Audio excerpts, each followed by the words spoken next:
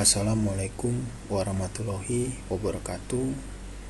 Kembali lagi bersama saya, Reza Pramika.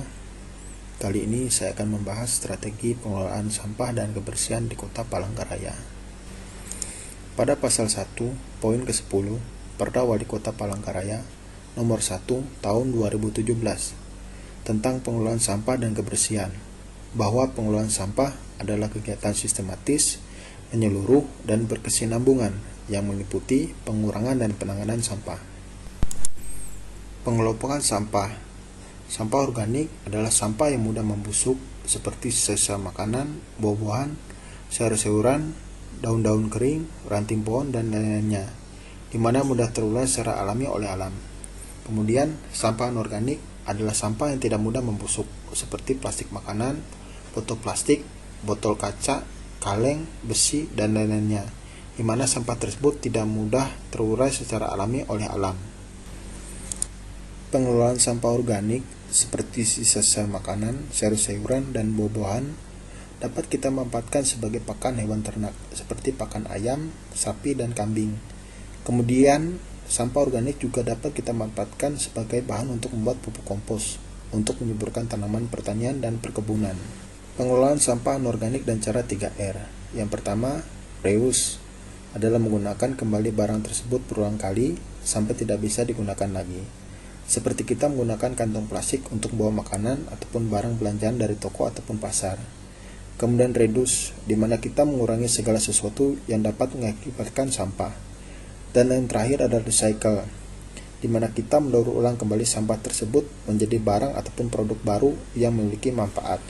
Kemudian contoh produk kreativitas seni dari sampah yang dibuang di TPS. Yang pertama, tas belanja dari plastik bekas. Yang kedua, keranjang sampah dari barang bekas. Yang ketiga, tempat pulpen dari kaleng bekas. Yang keempat, tempat tisu dari barang bekas. Yang kelima, tempat pensil dari botol plastik. Dan yang keenam, jam dinding dari stik es krim. 8 tugas pemerintah Kota Palangkaraya berdasarkan Perda Wali Kota Palangkaraya nomor 1 tahun 2017. Yang pertama, menumbuh kembangkan dan meningkatkan kesadaran masyarakat dalam pengelolaan sampah. Yang kedua, melakukan penelitian serta pengembangan teknologi pengurangan dan penanganan sampah. Yang ketiga, memfasilitasi, mengembangkan, dan melaksanakan upaya pengurangan, penanganan, dan pemetaan sampah. Yang keempat, melaksanakan pengelolaan sampah dan memfasilitasi penyediaan prasarana dan sarana pengelolaan sampah. Yang kelima, mendorong dan memfasilitasi pengembangan manfaat hasil pengelolaan sampah. Yang keenam, memfasilitasi penerapan teknologi spesifikasi lokal yang berkembang pada masyarakat untuk mengurangi dan menangani sampah. Yang ketujuh, melakukan koordinasi antar SKPD, masyarakat, dan dunia usaha agar terdapat keterpaduan dalam pengelolaan sampah. Dan yang kedelapan, menyediakan unit pelayanan pengaduan masyarakat. Kemudian wewenang pemerintah Kota Palangkaraya berdasarkan Perda Wali Kota Palangkaraya nomor 1 tahun 2017. Yang pertama, menetapkan kebijakan dan strategi pengelolaan sampah berdasarkan kebijakan nasional dan provinsi. Yang kedua, menyelenggarakan pengelolaan sampah skala kota sesuai dengan norma, standar prosedur, dan kriteria yang ditetapkan oleh pemerintah. Yang ketiga, melakukan pembinaan dan penguasaan kinerja pengelolaan sampah yang dilaksanakan oleh pihak lain. Yang keempat, memberikan bantuan teknis kepada kecamatan, kelurahan, serta kelompok masyarakat. Yang kelima, menetapkan lokasi TPS, TPST, transfer depo sampah, dan atau TPA. Yang keenam, melakukan pemantauan dan evaluasi secara berkala terhadap tempat pemrosesan akhir sampah dengan sistem pembuangan terbuka yang telah ditutup. Selanjutnya, larangan pemerintah Kota Palangkaraya berdasarkan Perda Wali Kota Palangkaraya nomor 1 tahun 2017. Yang pertama, mencampur sampah dengan limbah berbahaya dan beracun. Yang kedua, mengelola sampah yang menyebabkan pencemaran dan perusakan lingkungan.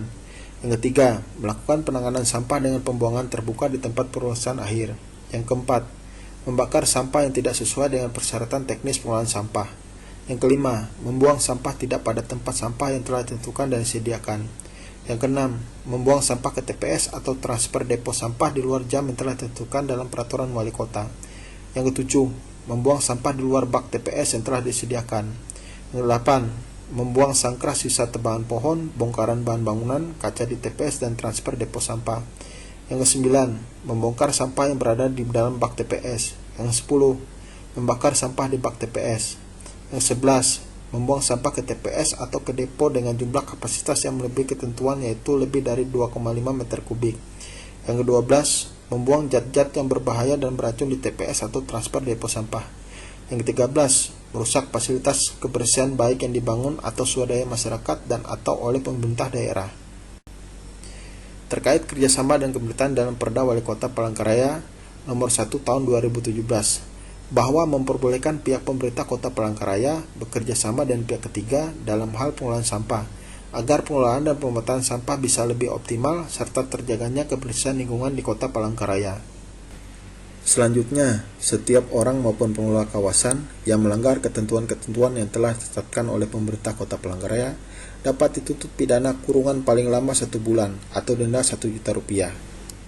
Kemudian, berdasarkan Peraturan Wali Kota Palangkaraya Nomor 43 Tahun 2017, di mana warga masyarakat diperbolehkan membuang sampah di tempat pembuangan sampah dimulai pada pukul 4 sore hari sampai jam 7 pagi hari. Selanjutnya, solusi pengelolaan sampah di Kota Palangkaraya. Pertama, membuat kemitraan dan pihak ketiga untuk mengelola sampah di TPS dan di TPA, agar pengelolaan sampah menjadi lebih baik dan optimal, serta selalu ada inovasi baru dalam teknologi pengelolaan sampah menjadi barang ataupun produk baru yang bermanfaat. Kedua, melarang pihak toko, minimarket, ataupun pasar tradisional dalam pemberian kantong plastik kepada pembeli, serta mewajibkan masyarakat membawa kantong plastik ramah lingkungan sendiri dari rumah. Ketiga, mensosialisasikan kepada masyarakat untuk membuang sampah di TPS tepat waktu sesuai yang ditentukan oleh pemerintah, dan memilah pengemasan sampah organik dan anorganik agar mempermudah petugas sampah. Buanglah sampah pada tempatnya, kebersihan sebagian daripada iman. Sekian dan terima kasih. Wabillahi taufiq wal hidayah. Wassalamualaikum warahmatullahi wabarakatuh.